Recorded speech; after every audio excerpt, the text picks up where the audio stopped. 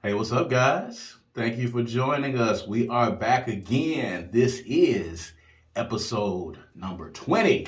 This is the dub of According to Kaz and Queen. And as my wife gets herself together over here on the mic, we appreciate y'all for continuing to stick with us and continuing to support the podcast and continuing to support the YouTube channel.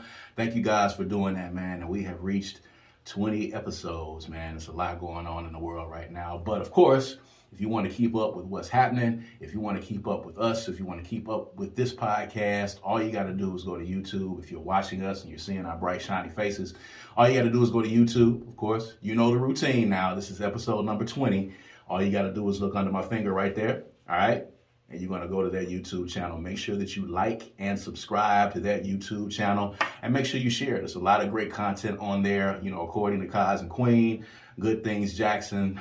It's a lot of content on there talking about a lot of different things that are going on in our community, whether it be music, politics, current affairs, everyday life. Make sure you do that. And make sure you follow us on all of the streaming services as well. We are on all streaming services. If you listen on Spotify, Apple Music, Google Podcast, Amazon Music.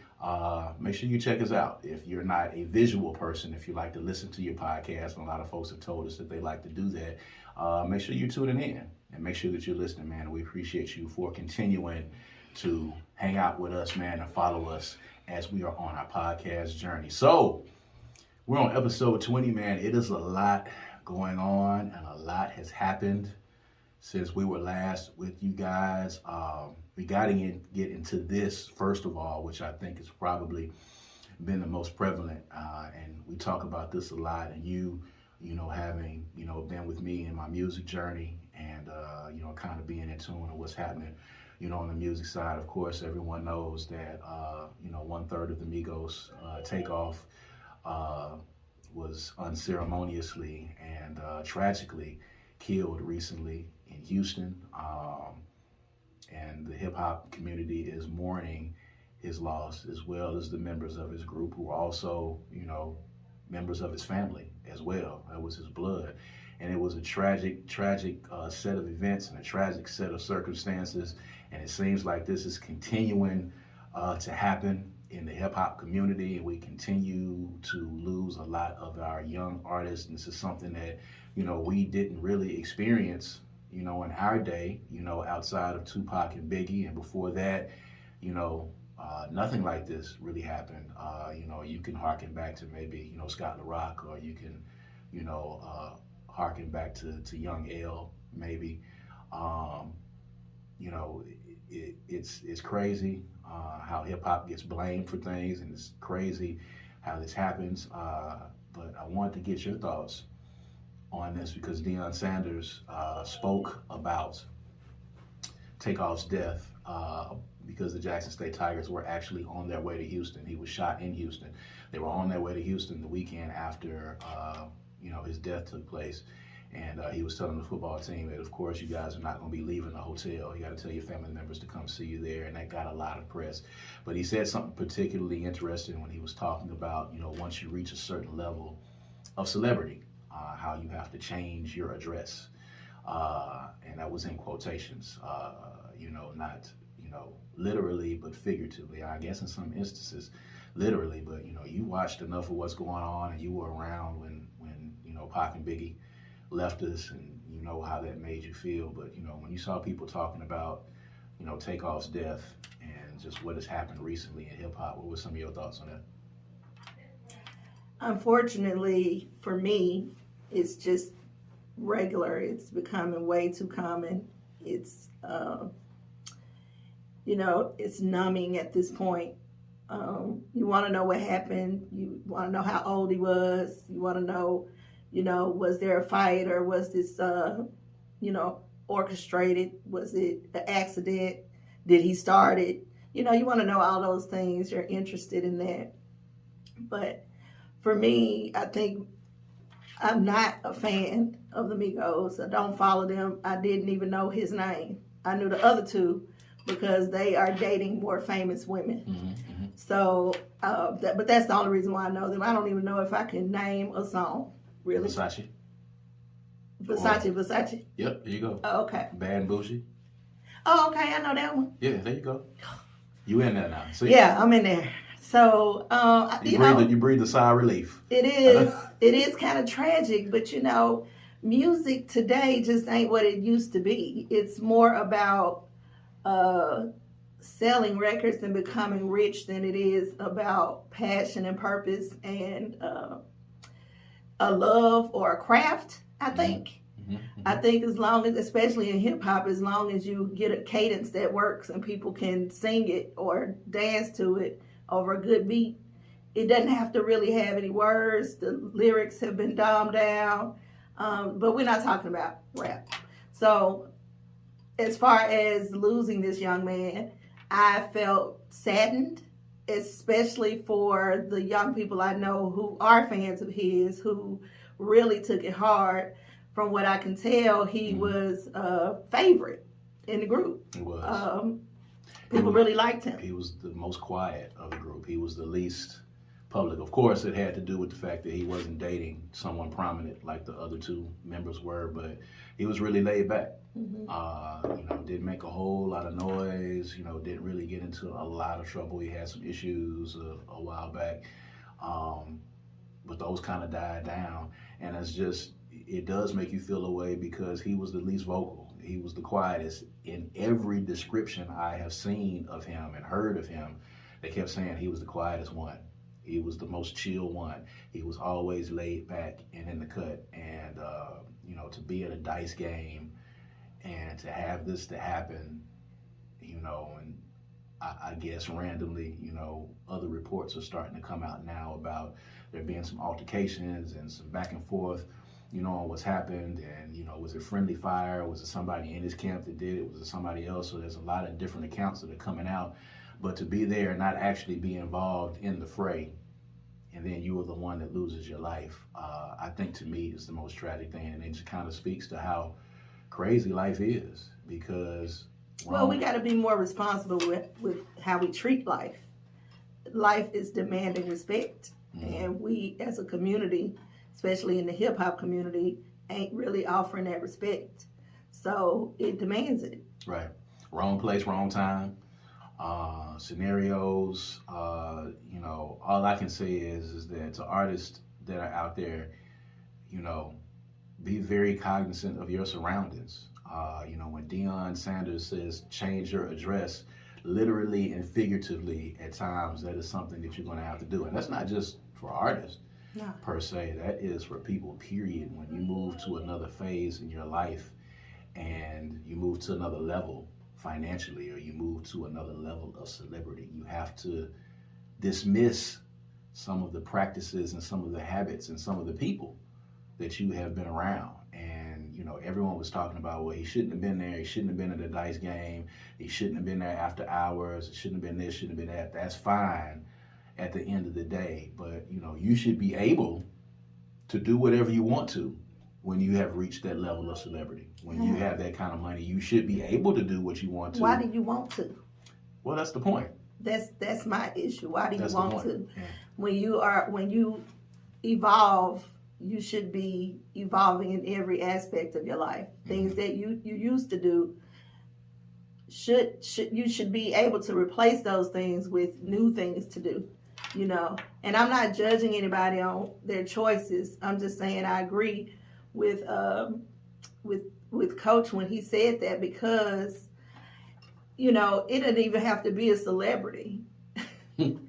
Just when you get to a different place, when you overcome a specific level and you get to a different place in your life, you have to make appropriate changes. Yeah. Because I tell my clients all the time, when you have people in your life that you're actually supposed to let go of, they become space fillers, so other people cannot get in that space. Mm-hmm. They just using up space in your life that people who are supposed to be there when you go into a new season, they have no place to belong. Right. So your holding on is a detriment to evolution. It is. And elevation. It's just a detriment. You can't do that. You have to let go. And it hurts sometimes, because we become familiar with what we know. Mm-hmm. And what we don't know scares us. But if your intention is to get the best out of the life that we have, then you would want to be participatory in every season of your life, which means that you need to have the right people around you that bring you what you need in that specific season. And that's the truth. And something else he said too, the higher the levels that you go, the higher the cost. It's going to cost you, much more. The higher that you go, every level that you eclipse is going to cost you more and more. To get to the level of comfort that you want to get to, what you're going to have to give up and what you're going to have to dismiss is going to be more and more each time. So you think about, man, I really wish I could go and hang out with my friends, and I really wish I could go to this dice game, or I really wish I could go to this particular club that I used to go to that I enjoy. I really wish that I could go to Disney World with my family, any number of things. But when you reach a certain level of comfort, you unfortunately have to give some of those things up, and you have to deal with people saying, hey, well, you don't hang out anymore, and you don't do this, and you don't do that anymore, and you done changed. You always hear that you changed, and you become somebody else, and you don't hang out with us anymore. And you're going to hear a lot of that, and it takes somebody that's very strong, really, at the end of the day, to be able to handle that, to be able to deal with that. And unfortunately, Takeoff and Quavo felt like this was supposed to be a safe space. And really, right now, when you're in those environments, there are no safe spaces that are there at all. I saw somebody saying that being a rapper is the most dangerous occupation in the world. That's because of what they rapping about. And that was the thing, too. And I always challenge that statement when I hear people say it, because I've never worried about Common getting shot. He's from Chicago, one of the most dangerous Ain't nobody cities. gonna shoot him but one of them women. That's it. if they do that. And apparently they don't have to shoot him. They just put the mojo on him, and they're going to work him over. I don't have to worry about Chance the Rapper getting shot. I've never worried. There's a list of rappers out there that I can wake up every day, and I can assure you that no one is going to bring harm to them. Unless, of course, maybe somebody's trying to rob them. That's always plausible. But I don't think of Chance the Rapper or Common or certain artists. I don't even think of Chance the Rapper or Common as rich. You know what I'm saying? They don't present themselves as if, hey, rob me, I got all this money. You got people with, pictures of gold and diamonds and putting them on their forehead. And you got money and guns all in your profile. You are inviting a criminal element. You're inviting somebody to take advantage of you. And I don't understand that. Why put yourself out there like that? When white people make a lot of money, you can't ever tell because they still shop at Walmart. It's true. We've seen people come up on stage at rock concerts that look like they slept in the clothes they was in right before. Rolled right off the couch. And we are amazed. We like, they know they was doing a show, but that's how they do, because they doing it for the passion, the work, the craft. Not because all our lives we ain't had nothing, now we got it, you gonna take this look, you gonna get this fit, you gonna take these diamonds. It's just kind of, I don't know, it's a catch-22, because I understand feeling like now that I can afford this, I'm going to buy it. Although many people who buy it can't afford it. But I also understand at the same time that if you're getting into this for the passion, the purpose, the craft, then people are going to take you however you present yourself. So that choice is important. You got to act like there's a coach, and I keep using these coach colloquialisms and sayings, but there's a coach that was telling his team once, you have to act like you've been there before.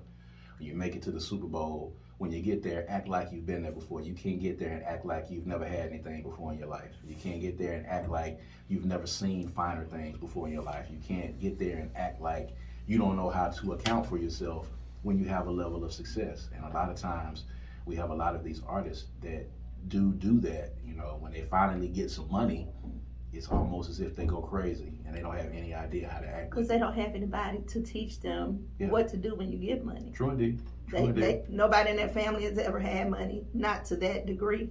And nobody's teaching them what they're supposed to act like. If I'm not supposed to act like this, how do I act? What do I supposed to be? What do I supposed to look like? How do I present myself? Nobody's teaching them that except rappers in the same vein that came before them. So, and it's getting worse and worse because the money is more now. So it's a lot worse than it was back when Biggie and Pac, who actually had a beef that stirred up the whole country, which is kind of not the same as what we're seeing, what we saw with Takeoff. Yeah, we don't see the East Coast, West Coast thing. That's not as prominent anymore. Of course, it's non-existent because everything's kind of morphed together. Now everything's kind of regional. And it's like people are beefing with people in their own city or beefing with somebody in another city, and you see different crews. And I just want to see, these rappers live, to see some semblance of life, to get married, to have kids. These people are dying before they reach the age of 30. Some of them are dying before they reach the age of 25. Yeah. And, a lot of these people are talking about, hey, I didn't have any idea that I was going to make it this far, or I didn't expect to make it this far. And we should not be having black men out there in any shape, form, or fashion that that see 25 as a milestone. Like if I make it to 25, yes, I made it. I'm saying that's crazy. So we'll keep looking at the developments on Takeoff and see how that goes. But it's very tragic. If I can say anything to any of the young artists out there, man, just make sure you are cognizant of your surroundings. Energy is important. And I know that's something that my wife preaches, and I listen to her when she says it, and you become more cognizant of it as you go out. What you put out is what you will attract at the end of the day. And the artists that aren't putting that kind of energy out in the music aren't attracting that type of activity around them. I also think that we need to make sure that we are aware of where we're placing the blame.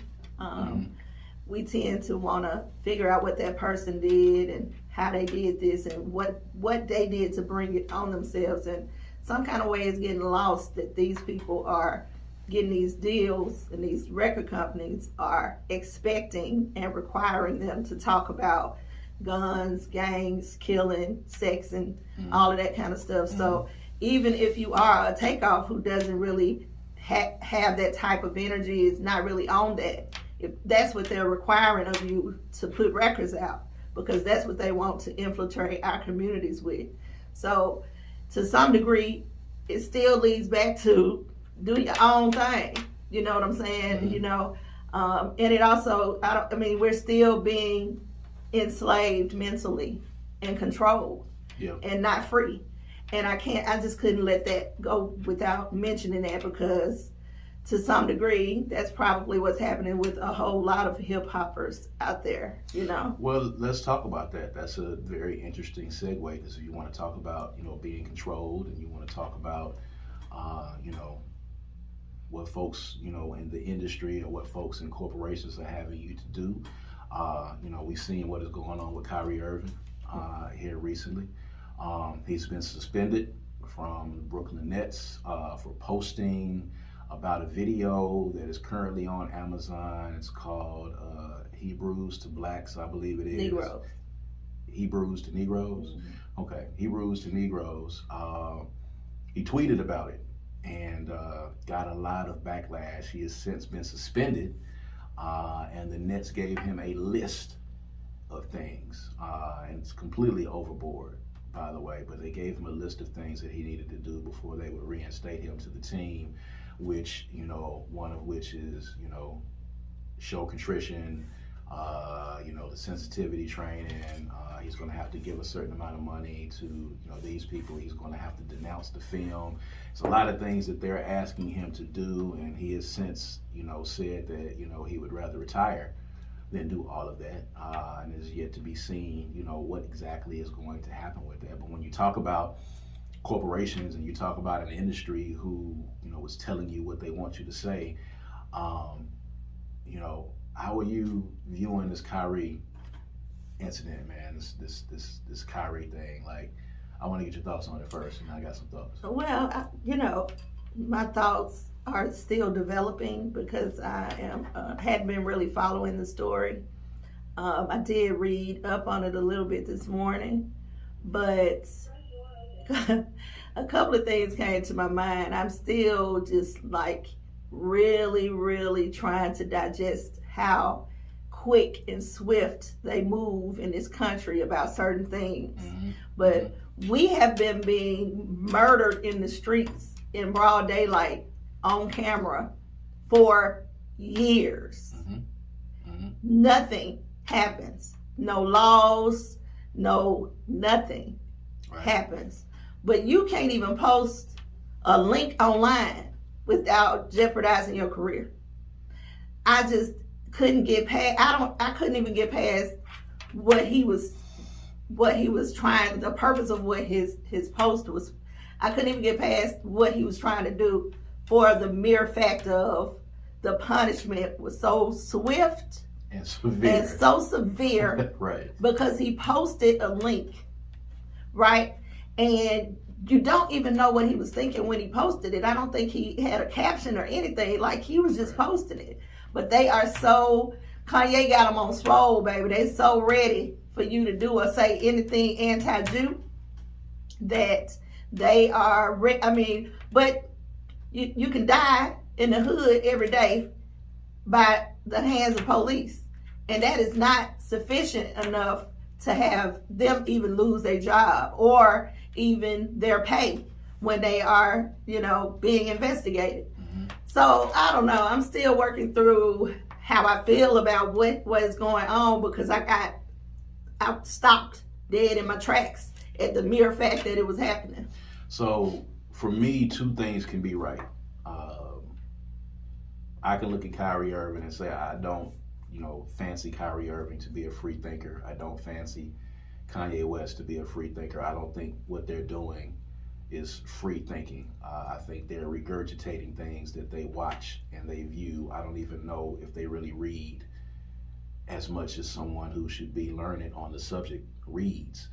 But at the same time, I can also agree that the severity of the punishment that the Nets are putting on Kyrie, they're overdoing it. And when I say they're overdoing it, I mean they are overreaching by leaps and bounds for what they are having him do, which kind of speaks to another issue. So I think two things can be right in this particular case.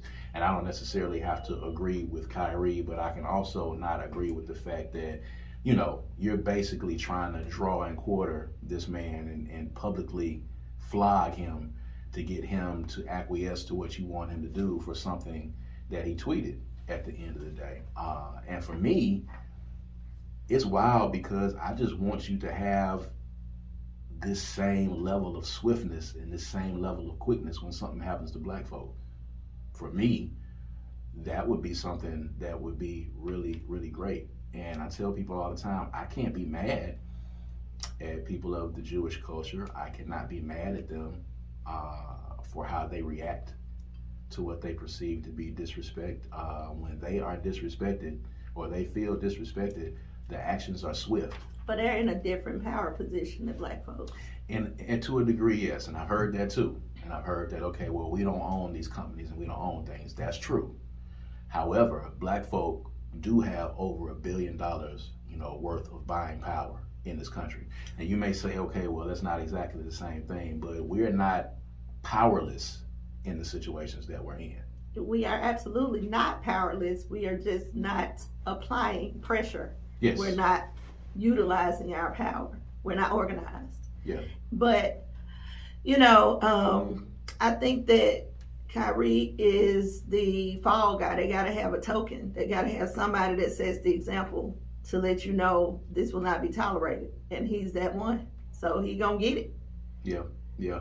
I just want to see us be able to mobilize on the same tip. It's like we can't agree on anything. The one thing is for sure, across the Jewish community, across the board, the action is going to be swift. It's going to be severe. You're going to be sanctioned. There's going to be a punishment for you disrespecting their community. And I just want us to get to that point where we can get there. We can't agree on anything. We can't agree on this Kyrie issue. We can't agree on Kanye West. We have not yet agreed on R. Kelly. We have not agreed on Bill Cosby. We have not agreed on anybody, anywhere. We can't come to a consensus on anything. So, you know what I want? What's that? I want us to stop giving away the game.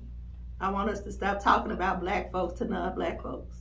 That's I fair. want us to stop telling what we can't do, what we can do, where we not at, where we are. Stop giving away the house secrets because they use them against us. I mean, I would agree, and it's difficult because we are so far gone now at this point, in this digital age. I was kind of talking about, there was a video from Gilly the Kid, and he was admonishing people who, was taking video and pictures of Takeoff's body. And, he was talking about, why do people do that? And, what's your deal with doing that? And, I was having a conversation with someone, and basically we're in this age. We're in this digital age. Black folk are in this digital age. We're content creators. We have created this climate where, we've got to videotape everything. We have to be vocal about everything. We have to give our opinion on everything, and we want to make it public. And it's so far gone now that I don't think that we can reel it back in. And you say not giving the game, that would mean for a lot of people just not saying anything on social media. Shutting up would be a great idea. It would be a great idea. Just shut up. If you don't have nothing positive to say, or if you can't keep us uplifted, just shut up. We reached a point where I don't know if that's even possible. It ain't. I mean, it's probably not possible, but I'm just talking about what I would like to see, because I think that is more detrimental to us than most of the other things that we see going on in our society today. When you got people who are walking by someone taking their last breath and sitting there with the camera and filming it and posting it, telling them that they should not be given the game or they should not be vocal on social media, I think we will pass that point at this point. Because if they're doing that, we're at the point now where it doesn't matter. I just want to do something to get some engagement. I just want to do something so somebody can pay attention to me. And yeah, you're right. I don't see this in other cultures and other communities. I don't see the level of public discourse that we have, when we're talking. I just want to see black folk be able to mobilize and to be able to, sanction folks when they do stuff against black folks. There's always a contingent of people that have something to say. If you are watching us from, Mississippi, we're in Jackson, Mississippi, just recently, folks with the comments that, a newscaster said here in Mississippi, we could not even get consensus on that. When a newscaster says something offensive to a black reporter, you still had people who were on both sides of the fence. We can't get a consensus on anything. When Harriet Tubman was freeing slaves, there were plenty of people who wouldn't leave because they didn't know they were slaves. Mm-hmm. But she still took the ones who wanted to be free. So our power is that we have the ability to, we have people out there who want revolution. Those are the people that we put our intention and our purpose and those are the people that we gather. The ones who are a part of the problem, you let them just continue to do what they're doing. Yeah. You don't let them keep you from going and heading towards freedom, because there's nothing you can do for them. Even back in Harriet's days, there were people who did not know that they were slaves. Those people and their offspring still exist. So those are not the people that we try to get to the North. We follow the North Star to get to freedom. Those are the people. So we need to stop worrying about, talking about, and sharing this information with people who are only going to use that to continue to perpetuate the issues that we have in our community. You're not going to ever be able to have a conversation about what white folks have an issue with other white folks about. Right. They're not going to do it. Right. Or not Asians or anybody else in public. Right. But we are doing that, and I think we need to stop doing. I've been preaching that for years. Mm-hmm. But revolution is not televised, which means put your phone down and let's get to work. Right, and that's difficult for a lot of people. And I will admit, even for me, it's difficult because you're in that day and age. But yeah, some of the hard work is going to have to take place offline, and people are just going to have to feel it. You don't see other cultures and other communities talking about it, but you feel it. When they are disrespected, you feel it, and you feel it immediately, and it's gotten us to this point where people feel like it's easy for them to disrespect black folk because nothing is going to happen to me. Because first of all, if I say something, there's going to be a contingent of black folks who agree with me. Mm-hmm. Even if I say something offensive, there's going to be a contingent of black folks who are going to publicly be with me. So if they can't even get a consensus on that particular issue, on the level of offense that they take to things, there's not going to be, any substantial sanctions on that at all whatsoever. It's crazy, of course, and we'll keep talking about it, and we'll keep, following this Kyrie thing, man, and see how this goes. What was, some of the comments that I've seen that said that people like Jay-Z and LeBron and, a lot of the Shaq and a lot of the more affluent black folk appear to be turning their back on him. Again, consensus again. But, you're a huge Jay-Z fan. So, I have to ask, of course, when his name is brought up and brought into this fray. So there's a lot of memes out there that have him and Shaq and other people kind of like turning their back on Kyrie. Do you feel like he's being left out there to dry? Do you feel like, there's not anyone coming to his defense or his aid? I mean, it seems like it, but the people that you named are positioned in a way to where they'd be hurting themselves if they didn't. So there's something to be said for success, and then there's something to be said for the positioning of your success. Like, their hands are tied in some degree. I don't know, Jay-Z may be in a better position to go up against the corporations and whatnot, but that would be a personal choice at this point for him. Mm-hmm. And, we've seen him fight against things that were not comfortable. We've seen him participate in things, and he's doing plenty that he doesn't talk about that's not comfortable on our behalf as a community. Mm-hmm. But this Jewish thing, the anti-Semitic thing, that thing is a big thing, like, because they run the world, really. So, maybe they are, I'm not trying to make excuses for Jay-Z. I don't know. I didn't see that, so I don't know what he said or. It's out there. I'll go look.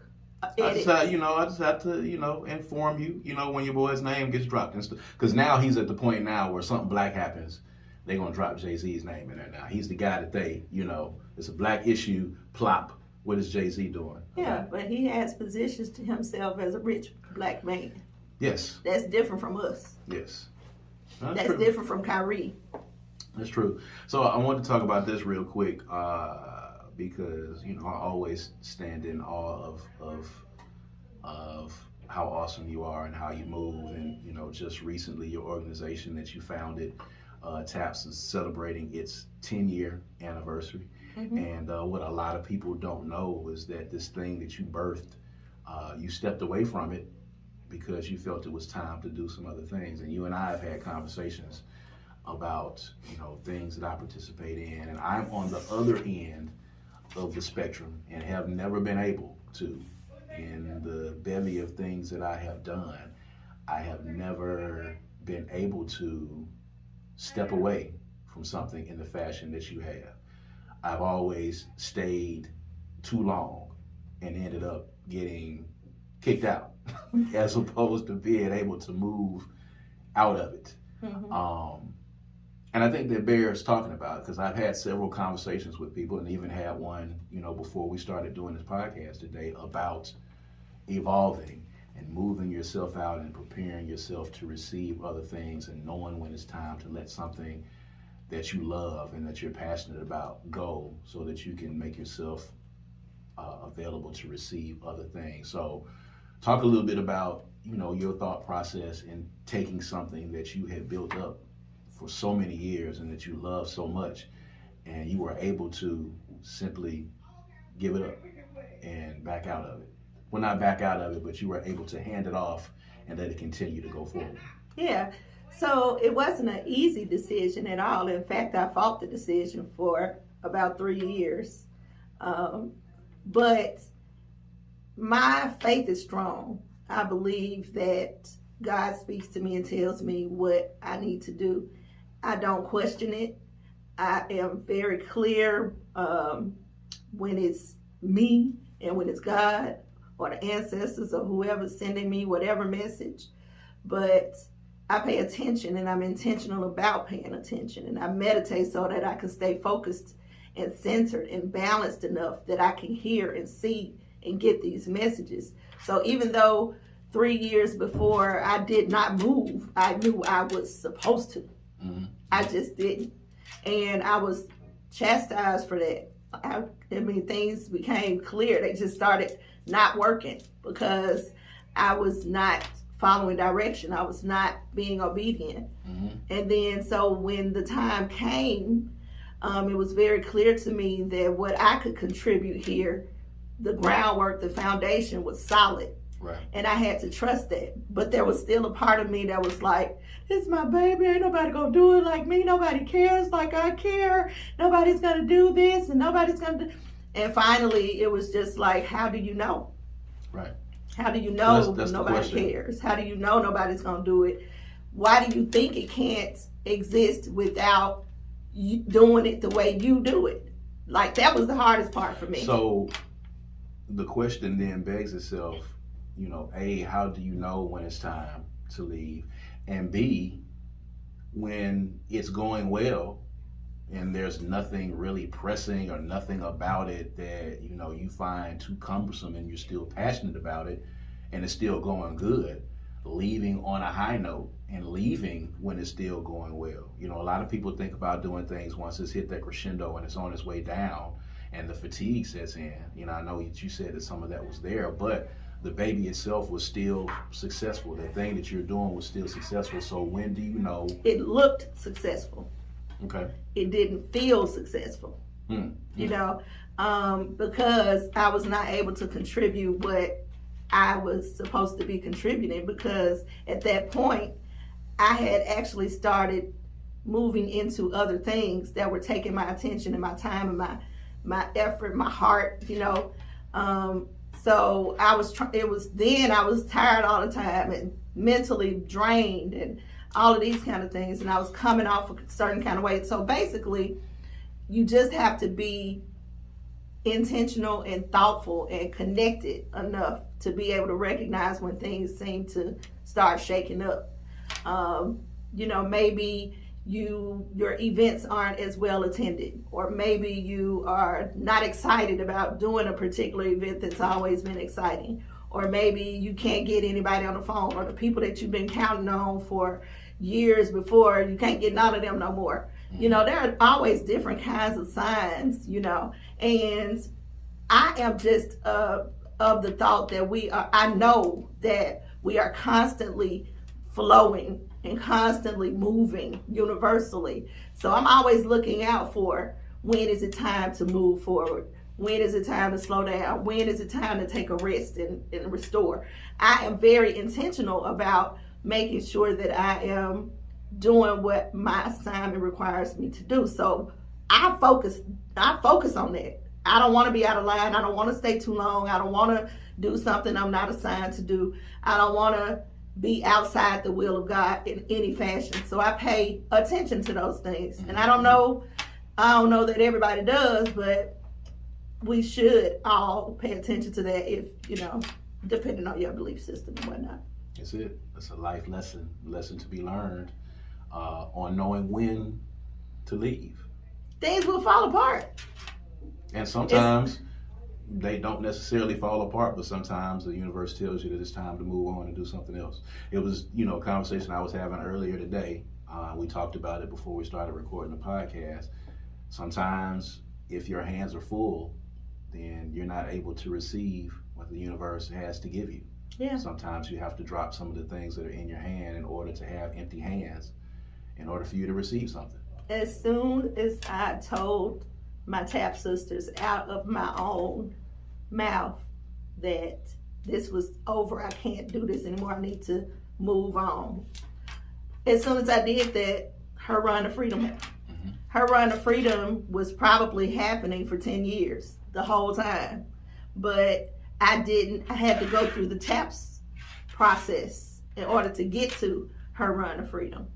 So there was so much that I learned from that experience, from everything from putting on an event to learning who I am as a writer, to being able to provide entertainment from my writing. All of that stuff came from the work that I did with TAPS. And some of the sisters come through and get what they need and move on, you know. So it's just, we got to be more of the mindset that just because you have a job don't mean you got to stay there. I really believe that we are taught that. Yeah. I believe we're taught, get in this job and stay here till you retire. We talked about that too. And I think people do that and they lose life along the way. You're supposed to be able to move on when you've learned enough from this phase, when you've learned enough and you've done all you can do there. You're supposed to be able to move on. It's supposed to be constant movement in our lives. Just like the sun rises and the moon, like we're supposed to move like that. So when you get to a point to where you learn all you can learn from this job or this position, and you're not doing anything new, and you're not doing anything to help people or showing anybody anything new in their lives, then you have to start thinking, okay, well, do I even love this anymore? Because that could happen too. Yeah. You could fall out of love with it. Yeah. Or you might need to implement something else, like in the case of TAPS. We have been building leaders for 10 years. And you're supposed to be able to hand it off. Exactly. If I was not able to hand that off, then nothing I did was worth it. Right. And it comes with leadership. That speaks to leadership, and that speaks to real evolution for the dream that you had. Every great thing that you have seen, the person that started it did not see it through all the way to the end. We're dealing with stuff right now, 2022, that people created 30, 40, 50, 100 years ago that other people have taken on and they're still doing. And that's a testament to leadership. And that's definitely a word to end on. Know when it's time to move on. Know when it's time to pivot, know when it's time to evolve, and know when it's time to hand the ball off in life and in business. And on that note, we're going to wrap up episode 20 of According to Kaz and Queen. We want to thank you guys, of course, for listening in and joining us. We always try to hit you with some nuggets of what's going on in current affairs. And then, we go into some other things that we might talk about. Of course, these are conversations that happen between a husband and wife in the privacy of our own home, but we bring them to you to make you think, to make you laugh, to inform you. And we appreciate you guys for continuing to join us, in our podcast journey. All right. So, again, for this episode, I am Kaz. And I'm Queen. And this is According to Kaz and Queen, episode 20. We are going to see you guys next time. All right? Peace and power.